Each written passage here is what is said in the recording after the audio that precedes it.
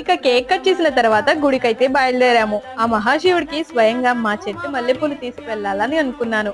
ప్రతి ఇయర్ కూడా మేము శివాలయంకి వెళ్తాము బర్త్డే రోజు. అమ్మమ్మ అన్నారు నేను కూడా శివాలయం చూసి చాలా రోజులు అయింది, నేను కూడా వస్తాను అని. ఇక అమ్మమ్మ కూడా మాతో వచ్చేసారు.